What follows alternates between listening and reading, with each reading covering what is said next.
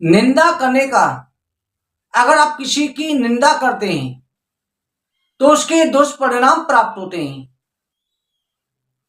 एक बार भगवान श्री कृष्ण से अर्जुन ने पूछा कि हे भगवान, संसार में बिना किए हुए भी क्या कर्म का फल प्राप्त होता है?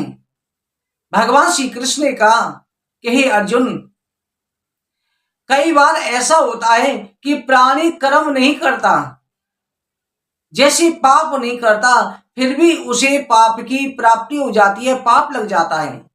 पुण्य नहीं करता तब भी पुण्य मिल जाता है। अर्जुन ने कहा प्रभु ये कैसी? भगवान कृष्ण कहते हैं अर्जुन, जैसे अगर किसी प्राणी ने परोपकार के लिए और एक कुआं बना के तैयार करा, अब कुआं तो बना दिया, उसमें पानी भी भर दिया, पर वो भी कुएं का मठ नहीं बनाया, उसने परोपकार के लिए बनाया है। कुएं का मठ तैयार नहीं हुआ, उसी समय कोई व्यक्ति आया और उसे पता नहीं चला, कुएं में गिर गया, उसकी मृत्यु हो गई, तो कुएं बनाने वाले मालिक को स्वतः ही पाप लग जाता है, हत्या का दोष लग जाता है। अगर उसने काम किया तो पूरा करना चाहिए था। इसलिए अगर आप किसी को वचन देते हो तो सोच समझ के वचन दो, उस वचन को पूरा करो। और पुण्य अगर स्वतः नहीं करते, किसी के द्वारा कोई धर्म कर्म करवा देते हैं, तब भी पुण्य की प्राप्ति हो जाती है। इसी तरह से कई बार किसी की निंदा करने से भी पाप प्राप्त हो जाता है। इसलिए कोई कितना भी गलत कर्म करे, आपको जो है उसकी निंदा नहीं करनी है, केवल उसके कर्मों को उसके लिए निर्धारित छोड़ो। जैसे एक राजा रहता था, राजा बहुत दानी था, राजा के दरबार में जो भी आता राजा उसे दान पुण्य करता। एक दिन जो राजा बैठा हुआ था, उसी समय एक साधु महाराज आए। साधु महाराज ने उस समय दान का राजा ने समय रखा हुआ था कि इतने बजे तक मैं दान करूंगा। साधु महाराज ने आवाज लगाई कि भिक्षा चाहिए।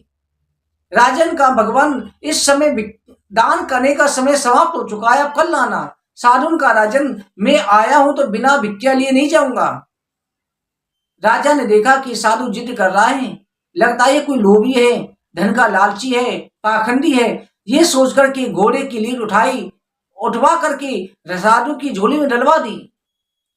साधु उस घोड़े की लीड को लेकर के अपने आश्रम में आए, क्यों दान से मिली हुई वस्तु थी, और लेकर के आश्रम के कोने में रख दिया।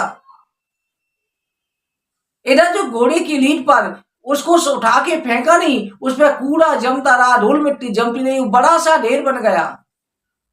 इधर वो राजा कई वर्षों के बाद में एक दिन शिकार खेलने गया और राजा को प्यास लगी हुई थी। राजा ने उसी आश्रम को देखा, आश्रम में पहुंच गया। आश्रम में बहुत साफ सफाई थी। राजा ने जलपान किया, साधु महाराज की प्रार्थना करी, पूजन किया। साधु के आश्रम में भ्रमण करने लगा तो राजा ने देखा कि पूरा आश्रम साफ सुथरा है, परंतु कुटिया के कोने में बहुत बड़ा कूड़े का ढेर है। राजा ने कहा भगवान, मेरे मन में एक प्रश्न उठ रहा है कि आपके आश्रम में इतनी साफ सफाई है और ये कूड़े का ढेर किस लिए है? साधु ने कहा हे राजन, इस राज्य का एक राजा है। राजा का नाम लिया, राजा को नाम जैसे लिया, राजा समझ गया कि मेरा नाम ले रहे हैं। कहा कि उसने मुझे घोड़े की लीड दान करी थी और उसी दोष का ये कूड़ा बन के तैयार हो रहा है। राजा की मृत्यु के बाद में राजा कीड़ा बनेगा और इस पूरे ढेर को भक्षण करना पड़ेगा। राजा ने प्रार्थना करी, गिड़गिड़ाने लगा कि भगवान वो राजा मैं ही हूं, मेरा अपराध क्षमा करें, मुझे इस पाप से मुक्ति का उपाय बताएं। साधु ने कहा राजन, अपने राज्य में जाके सूचना करवा दो कि राजा ने, इतना बड़े दानी राजा ने और एक साधु को घोड़े की लीड दान करी थी। जैसे जैसे दोस्त लोग तुम्हारी निंदा करेंगे, तुम्हारे पापों का हिस्सा बढ़ता चला जाएगा। राजा ने अपने सेवकों से कहकर की घोषणा पूरे नगर में सूचना फैलवा दी। जो सुनता कहता राजा बड़ा दुष्ट है, देखने में बड़ा धर्मात्मा लगता है, दानी बनता है, और ऐसा निष्कृत कर्म। पूरे नगर में निंदा होने लगी। राजा वापस गया तो देखा थोड़ा सा हिस्सा बचा हुआ है। कहा भगवान, पूरे नगर निवासियों ने निंदा कर दी, फिर भी हिस्सा क्यों बचा है? उनके हिस्से में मेरा पाप चला गया। साधु ने कहा, राजन, तुम्हारी झोपड़ी के पास में, तुम्हारे महलों के पास एक ब्राह्मण की झोपड़ी है, और वो ब्राह्मण कभी भी तुम्हारी निंदा नहीं करता, वो किसी की भी नहीं करता, उसके हिस्से का बचा हुआ है, और वो करेगा भी नहीं। ब्राह्मण से सेवकों ने जाके कहा कि राजा ने ऐसा कर्म किया, कई लोग लगाए। ब्राह्मण कह देता, जैसी प्रभु की इच्छा, सब प्रभु की इच्छा से होता है। कहा, राजन, इसे अभी ग्रहण कर लो, अन्यथा दोबारा बड़ा ढेर बन जाएगा, कि पाप थोड़ा हो चाहे पुण्य थोड़ा हो, बढ़कर के विस्तार रूप ले लेता है। राजा ने उस कूड़े को जलाया, जला करके जल में डाल करके उसका पान करा। इसलिए कहते हैं, कभी किसी की निंदा मत करो, हमेशा जो कुछ कर्म करते हैं प्रभु को अर्पण करते चलो, सारा कर्म प्रभु इच्छा से हो रहा है।